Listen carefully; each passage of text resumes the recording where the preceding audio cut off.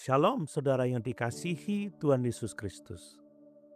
Hari ini kita melanjutkan kisah Balak dan Bileam. Setelah usaha pertama gagal, Balak belum menyerah. Ia membawa Bileam ke tempat lain dengan harapan bahwa dari sudut yang berbeda, kutuk itu bisa berhasil. Sekali lagi mezbah didirikan. Sekali lagi korban dipersembahkan. Namun hasilnya tetap sama. Mengapa? Karena masalahnya bukan lokasi, bukan ritual, bukan strategi manusia. Masalahnya adalah Tuhan sudah menetapkan berkat atas Israel. Dan di tengah bagian ini, keluarlah salah satu pernyataan paling penting dalam seluruh kitab Bilangan. Bilangan pasal 23 ayat 19. Allah bukanlah manusia, sehingga ia berdusta, bukan anak manusia, sehingga ia menyesal. Masakan ia berfirman dan tidak melakukannya, atau berbicara dan tidak menepatinya? Saudara, ayat ini sangat dalam. Manusia berubah, perasaan berubah, janji manusia bisa gagal, kesetiaan manusia bisa goyah, tetapi Tuhan berbeda. Apa yang Tuhan katakan, Tuhan genapi. Apa yang Tuhan janjikan, Tuhan pegang. Apa yang Tuhan tetapkan, tidak dapat dibatalkan manusia.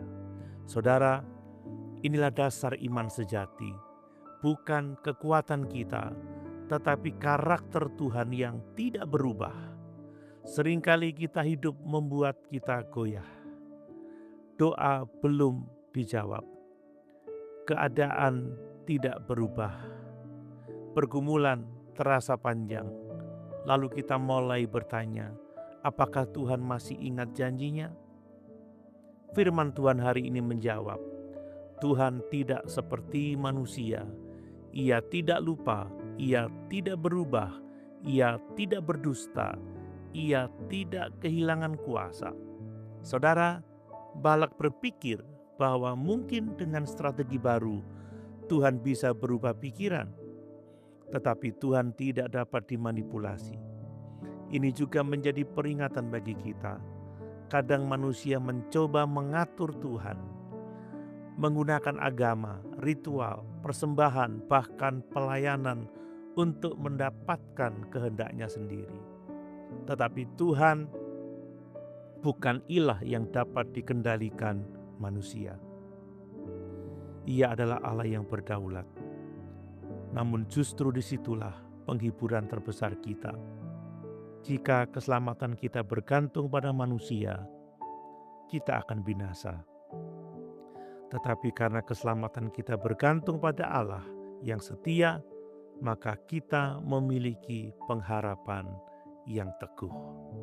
Dalam perjanjian baru, 2 Korintus pasal 1 ayat 20 berkata bahwa semua janji Allah mendapat ya di dalam Kristus. Artinya, Yesus Kristus adalah bukti terbesar bahwa Tuhan setia kepada janjinya. Salib membuktikan bahwa Tuhan tidak meninggalkan manusia berdosa. Kebangkitan membuktikan bahwa janjinya pasti digenapi. Renungan hari ini menegaskan, di tengah dunia yang berubah, orang percaya memiliki pengharapan yang teguh karena Tuhan tidak pernah berubah. Pertanyaan refleksi bagi kita, apakah kita sungguh percaya pada kesetiaan Tuhan bahkan ketika keadaan belum berubah? Apakah kita sedang membangun hidup di atas janji Tuhan atau di atas perasaan kita sendiri? Mari kita berdoa. Tuhan yang setia, Engkau bukan manusia yang berubah-ubah.